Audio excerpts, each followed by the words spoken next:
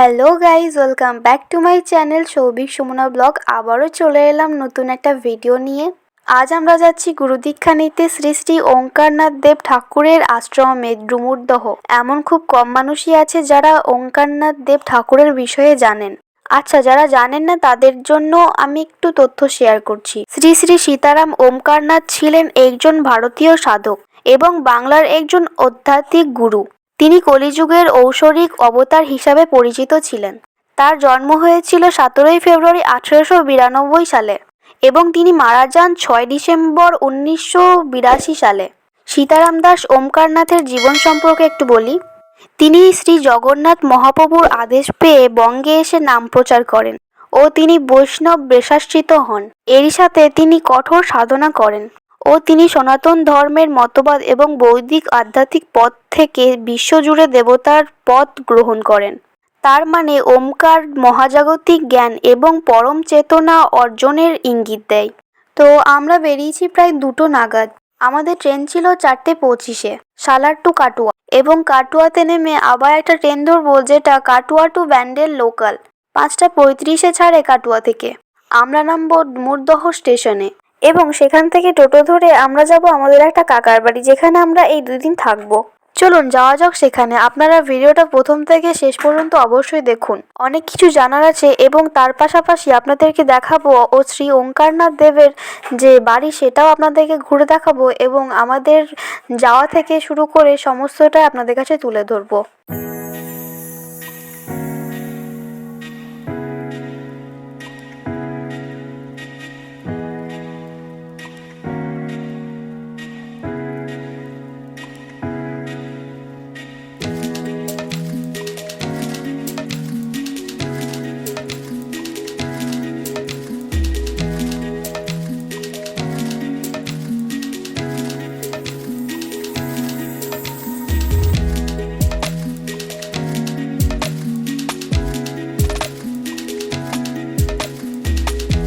তো আমরা এখন পৌঁছে গেছি ডুমুরদহ স্টেশনে।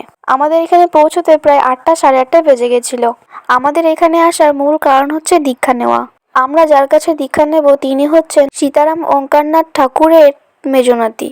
শোনা গেছে সীতারাম ওঙ্কারনাথ দাস ঠাকুর যিনি ছিলেন, তিনি যখন দীক্ষা দিতেন তখন কারো কাছেই দান দক্ষিণা কিছু নিতেন না, শুধু একটা পৈতে এবং হরিতকি নিতেন। এরই সাথে নিতেন 4 লক্ষ হরে কৃষ্ণ নাম লেখা খাতা, যেটা তিনি মূল দক্ষিণা হিসেবে গ্রহণ করতেন। এরই সাথে জানা গিয়েছে তিনি নাকি শিবের দর্শনও পেয়েছিলেন এবং তার অনুমান 10,000-এর বেশি আশ্রম আছে।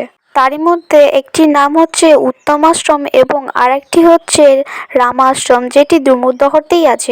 ওই 2টি আশ্রমের ভিডিও এবং তার পিছনে থাকা ইতিহাস আমি 2টো ভিডিওতে তুলে ধরবো, যেগুলো এর নেক্সট পার্টে আসবে। ভিডিওতে যেনাকে দেখছেন তিনি হচ্ছেন আমাদের গুরুদেব, মানে এই শ্রী ওঙ্কারনাথ দেবের মেজনাতি দীনবন্ধু গুরুজি। এটি হচ্ছে সীতারাম ওঙ্কারনাথ দাস ঠাকুরের আদি বাড়ি, যেখানে তিনি থাকতেন। সামনে যে মূর্তি দুটো আপনারা দেখছেন, একটি হচ্ছে সীতারাম দাস ওঙ্কারনাথ দেব ঠাকুরের মূর্তি আর অপরটি হচ্ছে কমলা দেবীর মূর্তি, যিনি ছিলেন সীতারাম দাসের পত্নী। আর শোনা গেছে এই বাড়িতে হরিনাম সংকীর্তন 12 মাস 30 কালই চলতে থাকে। কখনোই নাকি এই বাড়িতে হরিনাম সংকীর্তন বন্ধ হয় না। আমরা যেদিন এসেছিলাম তার পরের দিন ছিল সীতারাম ঠাকুরের জন্ম উৎসব। সেই দিনে এখানে গুরুদীক্ষা নেওয়াটা খুবই শুভ হয়, তার জন্য আমরা সেই দিনই এসেছিলাম। আর জন্ম উৎসবের দিন এখানে গোটা গ্রামের লোককে প্রসাদ খাওয়ানো হয়, যার জন্য ওখানে সবজি কাটাকুটি চলছিল।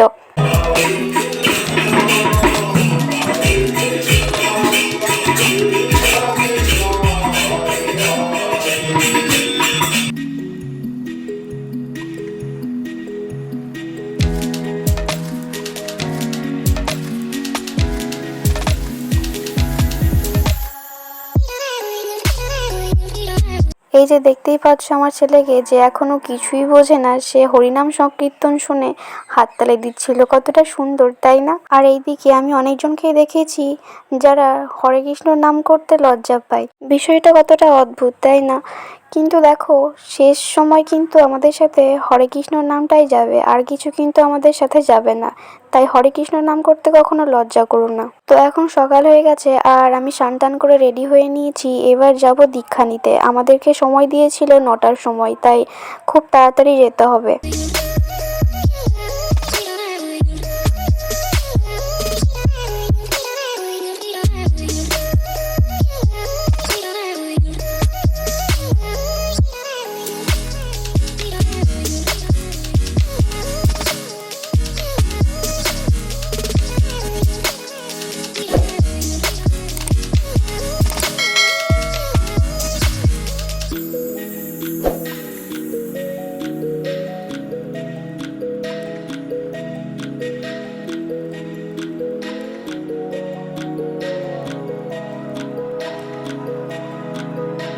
আমাদের এখন দীক্ষা নেওয়া হয়ে গেছে, এখন আমরা বসে আছি, গুরুদেবকে প্রণাম করব, তারপর যাব কিছু খাওয়া দাওয়া করব, দিয়ে একটু বাড়ি গিয়ে রেস্ট করব।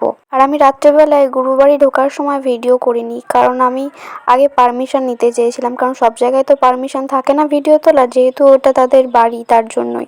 তো গুরুদেবকে যখন জিজ্ঞেস করলাম তখন বললো যে কোনো অসুবিধা নেই, তুমি ভিডিও করতে পারো, তার জন্য আমি ভিডিওটা করেছি। আমার ভিডিওটা তোমাদের কেমন লেগেছে অবশ্যই কমেন্ট করে জানাবে, আর নেক্সট পার্টগুলো দেখতে অবশ্যই ভুলো না। ভিডিওটা এখানে এন্ড করলাম।